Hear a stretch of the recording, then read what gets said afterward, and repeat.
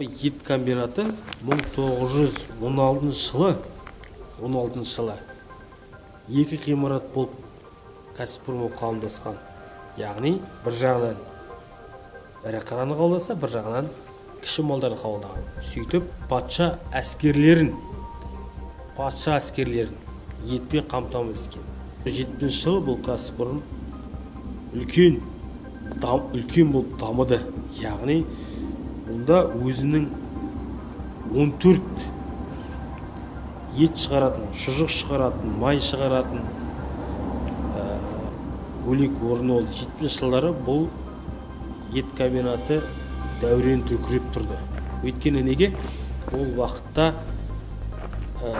жұмысшылардың барлығы көп айлық тапты. Жалпы мүмкіндердің өздерінде тегін болды, тамақтары асханаларында тегін болды. Жалпы бұл жерде жұмыс істеу өзінің арман болды. Бірақ СССР тараған кезде бұған қиындық түсіп, үлкен кәсіпорын өз міндетін атқара алмай, яғни үкіметке қарыздар болды. Сөйтіп өз акцияларын сатып, қазіргі жағдайда банкротқа ұшырап, кейін талан-таражға түскен үлкен кәсіпорын.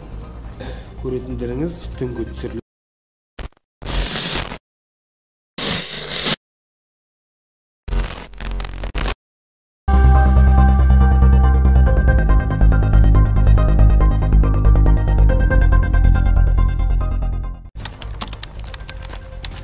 Так, достар,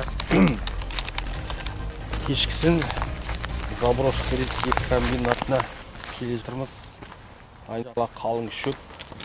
Здание ішіне кірейік, ішінде не бар екен қазір көреміз. Ол зданиеда сәл ақ тұр. Кіретін жерлерге кіреміз, ал енді кіруге болмайтын қойып тұрған ғимарат тұрылса, шөппен қарастырып оған кіру қауіпті, сондықтан да кірмейміз.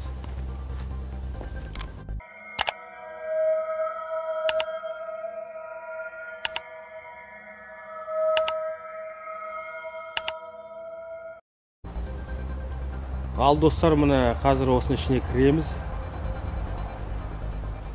Төбесі құлаған, қараңыздар, жандарында барлық құлап жатыр. Барымша кіріп, іште көрсетуге тырысамыз сіздерге. Кірейік ішке қарай жайлап.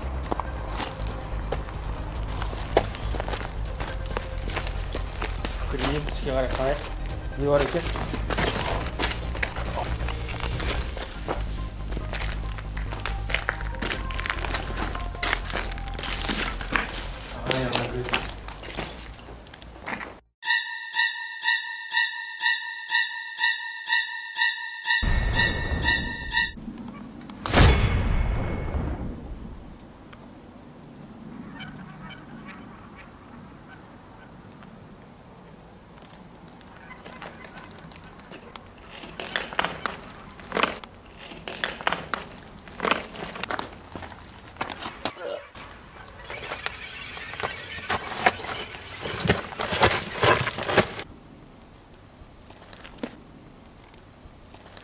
Короче, деген жағында жоқ қазір, қарағым ба. Ал көрдіңіздер ғой ішінде қандай болып жатқан. Яғни қаңқасы қалған ғимарат. Жаңа айтып кеткен кезінде көріп тұрған мықты ғимараттардың бірі бар.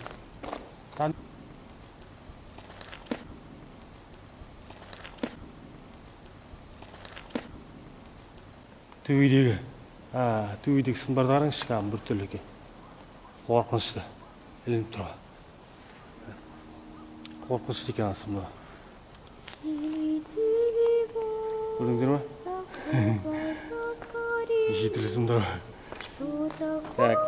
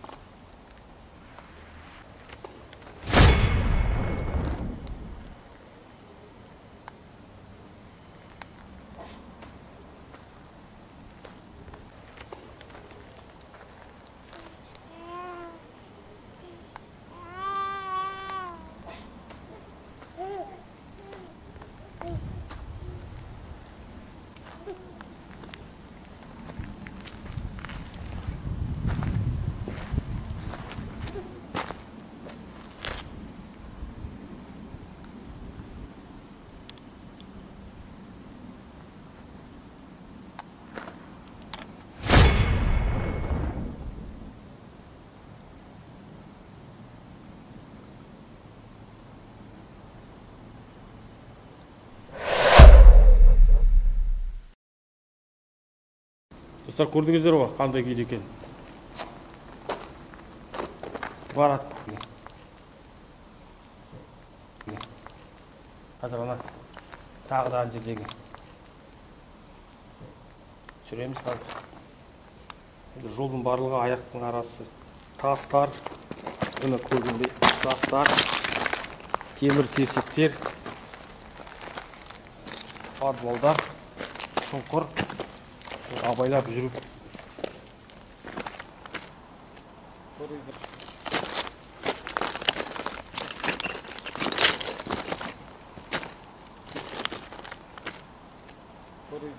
Есікте кафельдер бар, кафельдердің өздері қандай керемет әсерге.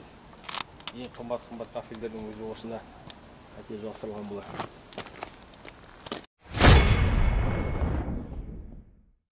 Ал достар, келесі қираған ғимаратқа жақындап келе жатырмыз. Келесі ғимарат аяқ астында сақ болу керек, шұңқырлар өте көп.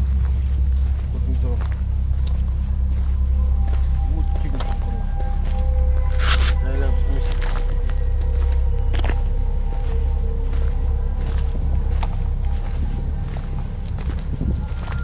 Достар, күндізгі бөлігін көргілеріңіз келсе, күндізгі сүрінді көргілеріңіз келсе, лайк, коммент жазыңыздар, міндетті түрде шығар. Күндіз келді сіздер үшін аралап қандай қызықтар бар. Мына бұл жерде болған секілді баня, душ секілді болды. Ал 3 қабат, 4 қабат үй. Мына тағы да шұңқырға келесіз. Арада тағы да көрдіңіздер ғой. Айналаның бәрі шұңқыр тесік. Ертең күндіз осы жерден өтіп көрсетем өткен жолды. Қалай өткен күндіз болғанша деген.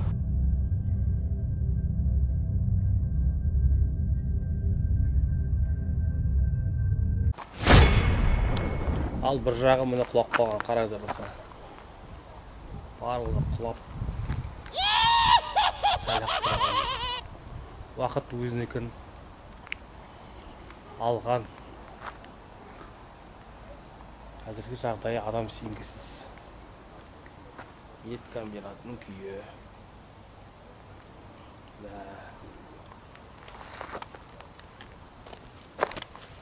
Жалпы ол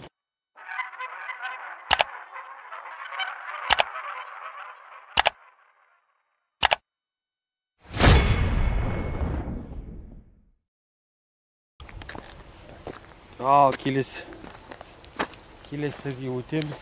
Келесі бұл да үлкен ғимарат. Көрдіңіздер ғой.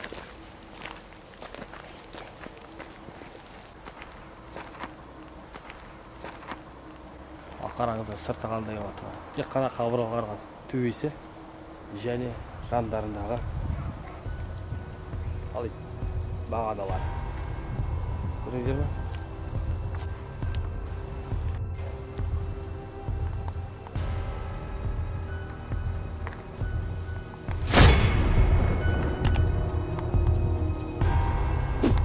Масақ.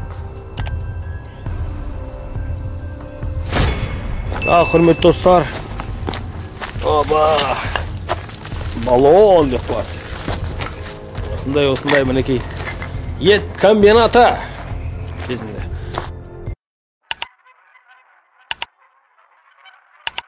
Анамын көріңіздер ме? Салон барлығы.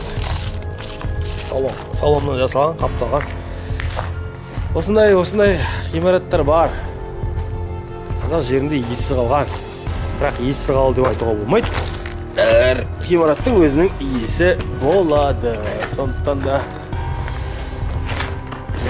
осындай иесі-жерлерге барып, камераны қолға алып, сіздер үшін осындай қазақ контент даму үшін біздер жұмыс танап жатамыз. Сіздерден тек қана бірақ нәрсе қолдау керек. Мына қараңыздар, жазулар. Бұл жақта да жазулар бар. Камерам алмай жатыр, свет түспей жатыр. Сондықтан да екінші этажға көтерілеміз. Қорықпаңыздар. Әрбір қазақтың бойында текті қандық бар. Ешкімнен қорқуға тиісті емеспіз біз. Бірақ мынандай ғимаратта қорқынышты жүруге. Көрдіңіздер ме? Негізі өте қорқынышты. Сорт, ештеңе көрінбейді. Бәрі тас қараңғы. Жел ұрып тұрған. Ал кеттік. 3-ші этаж. Не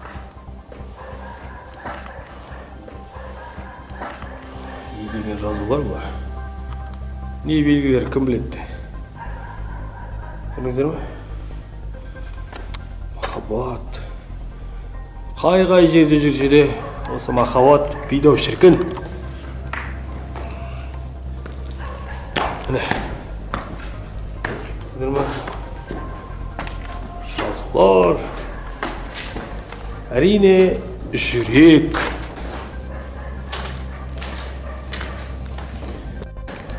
Әрине махаббат. Шоқыр. Опа! Шоқыр. Бісмілләй. Опа! Көрдіңіздер ме? Тап-таза. Ештеңе жоқ.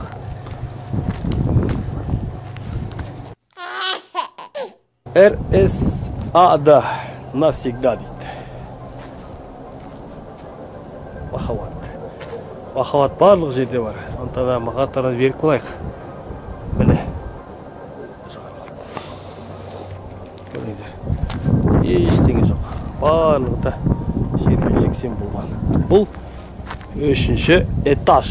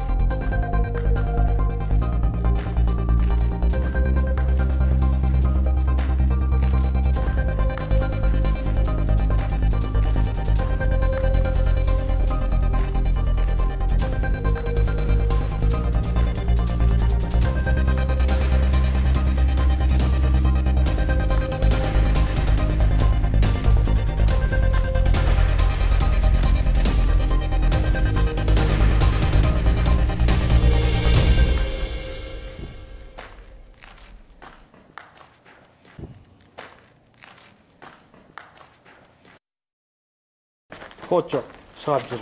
Енді қараңыздар, мұнда бір қызық бар. Мұнда сүйектер. Сүйектердің бір қызығы барлығы да бір размермен кесіп тастаған. Көрдіңіздер ғой, да? Көрдіңіздер ғой. Мұн жақта да сүйектер барлығы да бір кесіп тастаған. Ал енді бір қызық қараңыздар. Жердің барлығы да сүйектер жатқан.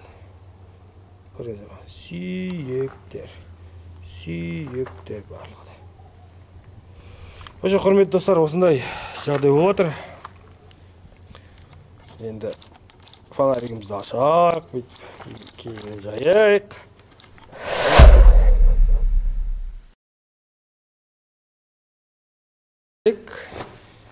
Есік.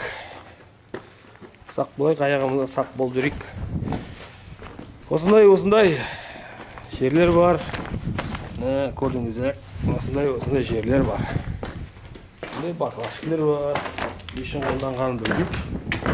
Айттым, есік бар жерде, тесік бар. Тесік. Есік.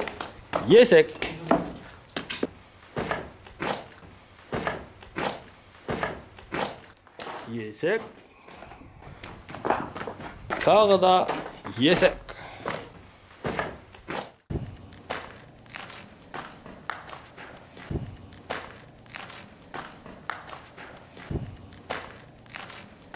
Құрметті достар, осымен тесік, осындай түнгі түсірілім өз мәресіне жеткен секілді. Көріңіздер, ендігі YouTube арна осындай бағытта жүреді. Алда бұйырса, жақсы видео түсіреміз. Және де алдыда көптеген қызықты жайлар түсіруге тырысуымыз келеді. Және де күндізгі көргілерің келсе, лайк басыңыздар, коммент жазыңыздар. Достарымызбен бөлісіңдер осы видеомен. Сосын мен міндетті түрде сіздер үшін басымды бәйгеге тігіп, күндізгі түсірілімді түсіремін. Ал енді тағы да бізде бір объекті қалды. Ол қандай объект? Ол қазір КПП дейді. Соған қазір КПП-ға барамыз, сол объектіні түсіреміз, достар.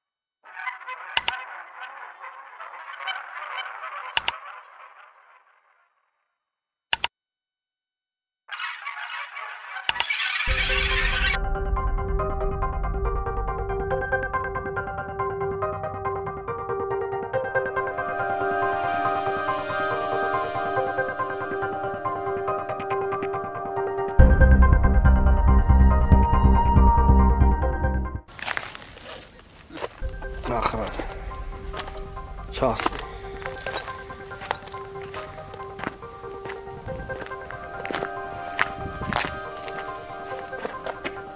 Здесь охраняется. Мынаның үстінде қалай көріп шығамын? Жердің барлығы айнек, үстімесім жарық дейміз. Шығудыңыз тұрмай. Шақты олай болса былай барайық. Қажетіне кірмей-ақ қойық, солда бір ғимаратқа іштеп өсті. Берген нәрсе. Есек. Объект. Охранять. Ол кезде охранять.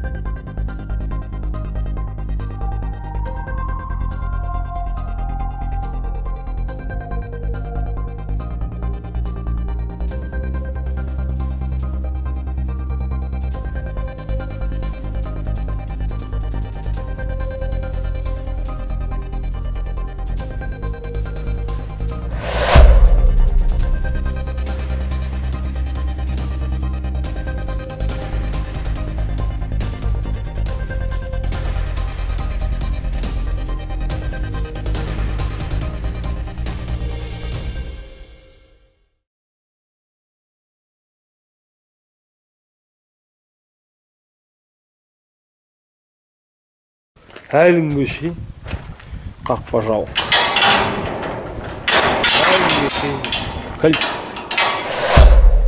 Құрметті достар, ет комбинаты түнгі түсірілім өз мәресіне жетті. Видео шығады деген 1-2 күн бұрын жарнамасы Ades Studio парақшасында, Instagram парақшасында көрсетілетін болды. Сондықтан да барлықтарыңыз Инста парақшаға кіріңіздер, ades.studioға жазылыңыздар. Алдын алы тылсым дүниеде қандай қызықтар болатынын барлығында біліп отырыңыздар. Және де менің аккаунтыма жазылыңыздар. Төрехан ТД.